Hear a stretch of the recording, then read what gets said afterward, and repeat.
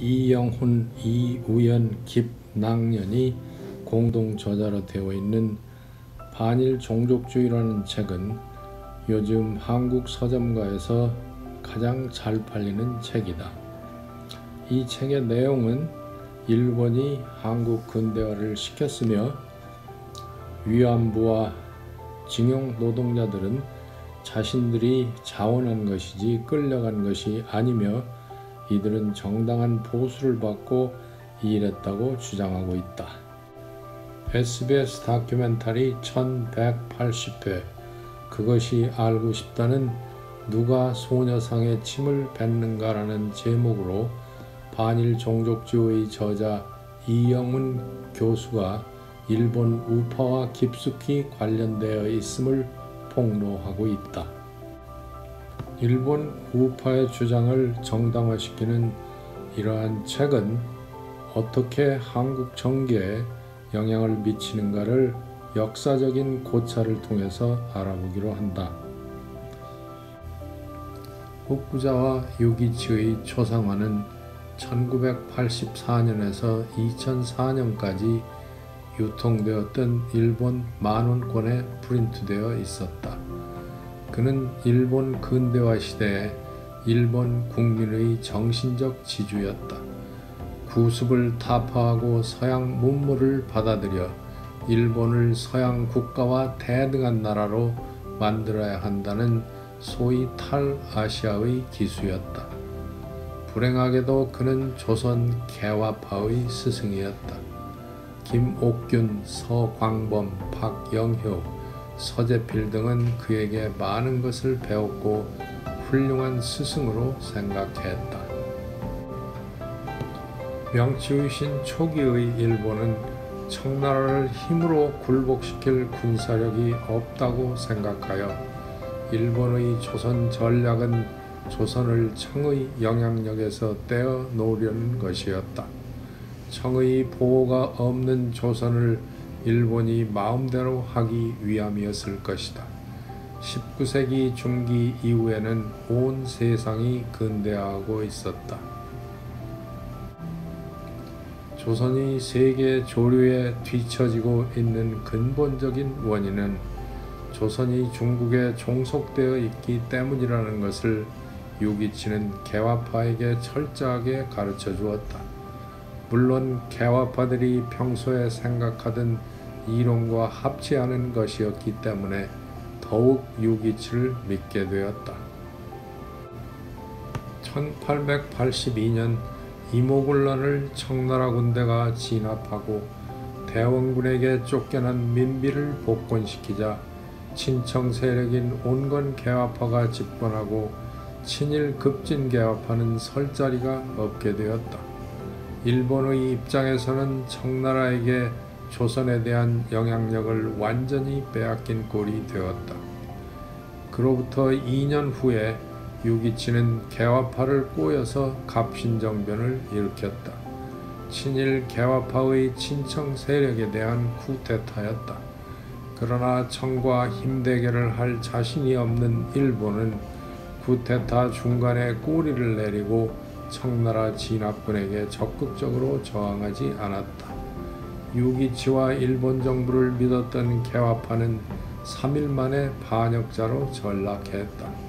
일본으로 망명했으나 유기치는 그들을 적극적으로 보호하지 않았다.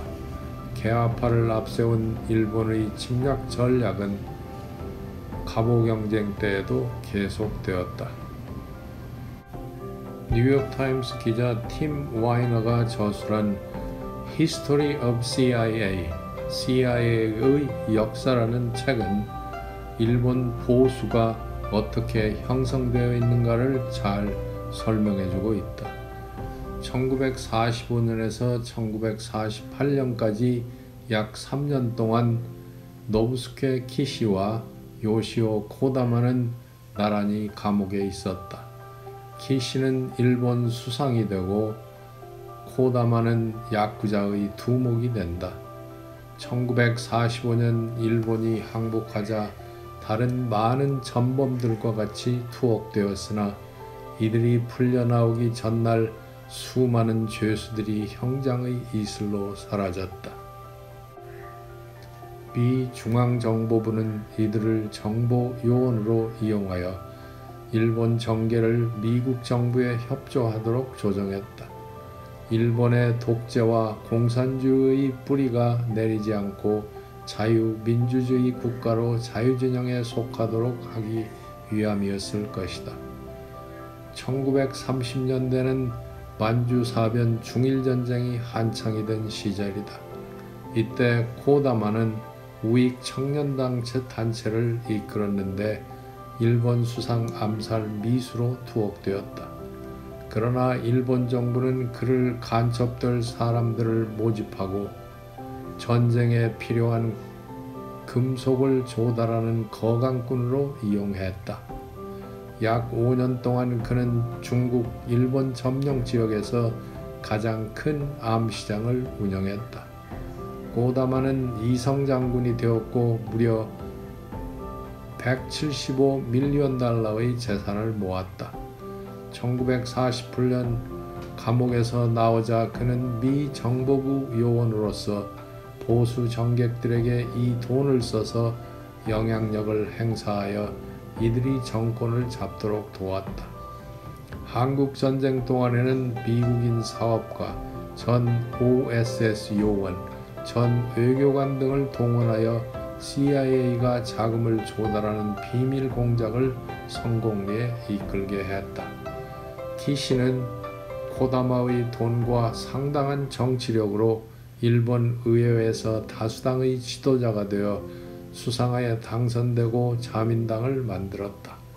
자민당은 거의 반세기 동안 일본의 집권당이었다.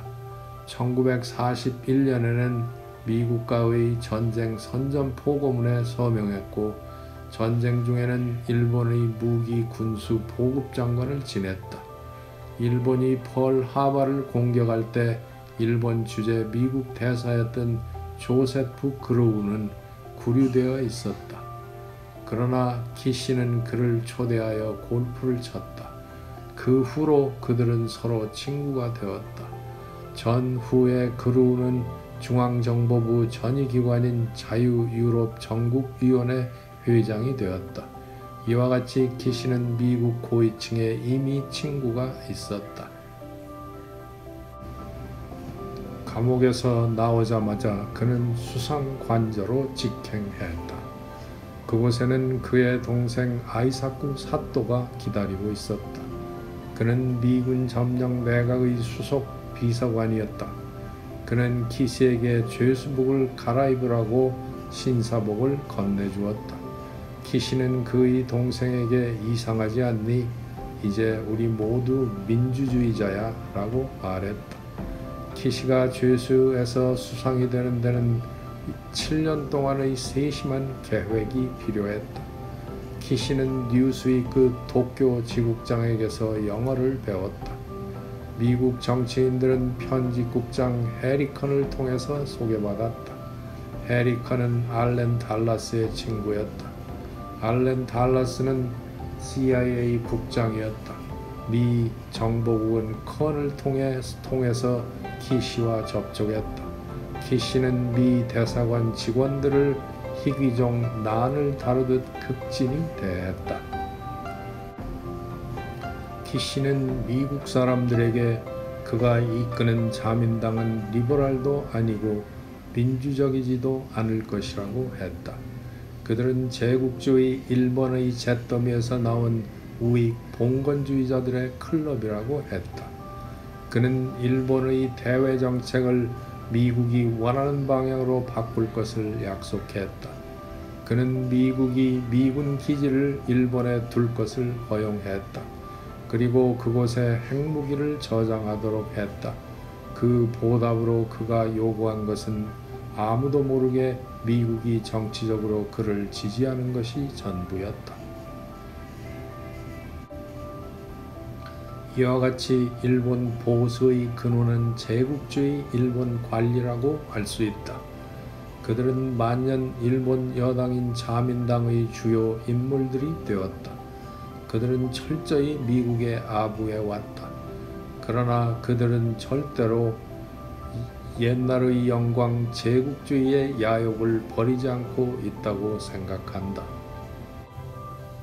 기시 노부스케는 현 일본 총리 아베의 외할아버지이다. 1957년에서 1960년에 일본 총리를 지냈다. 박정희가 국가재건 최고회의 의장 시절 1961년과 1963년 두 번에 걸쳐 박흥식을 통해서 한일 수교에 협조해달라는 요지의 친서를 보낸 인물이다. 기시는 1936년 만주국 산업차관, 태평양 전쟁 중에 상공대실을 지낸 전범이다. 한국인 징용을 주도했던 장본인이라고 할 수 있다. 박정희는 만주 군관학교 일본 육사 출신이다. 남한의 보수는 미 군정과 이승만 정권이 친일파를 중용했고 5.16 주체 세력이 만주 군관학교 출신이어서 주로 친일 경력을 가지고 있는 사람으로 구성되어 있다. 한국민을 압박하던 사람들끼리의 서신 교환이라고 할 수 있고 일본 우파와 남한 우파의 소통이었다고 할 수도 있다. 요즘 미국에서는 2016년 대통령 선거에 러시아가 개입하여 트럼프를 유리하게 만들었다고 수사를 하고 국회 청문회를 하고 난리 법석을 피웠다. 그러나 미국은 2차 대전 후에 수많은 나라의 정계를 정보기관을 동원하여 미국 국익에 협조하도록 조정하였다. 전범으로 감옥에 있던 기시를 꺼내서 수상에 당선시킨 것도 미 정보기관이었다. 자민당 국회의원들의 대부분이 일본에서 활동하고 있는 미국 기업인 은행가 등에게서 정치자금을 받았다. 저널리스트 학자들을 매수하여 미국에 유리한 여론을 조성하기도 했다. 물론 한국에서도 이와 유사한 미국의 활동이 있었을 것이다. 이번 이형문 교수의 반일 종족지어의 출간은 일본 우파의 농간일 가능성이 크다. 며칠 전에 방영된 그것이 알고 싶다는 이것을 적나라하게 폭로하고 있다. 한국 학자들이 일본 유학을 할 때 일본 우파기관에서 이들과 접촉하여 알게 모르게 이들을 금전으로 도와주면서 인연을 맺어 점진적으로 일제가 좋은 일을 많이 했다는 이론을 주입시키는 전략으로 친일 학자들을 만들어내고 있다고 한다.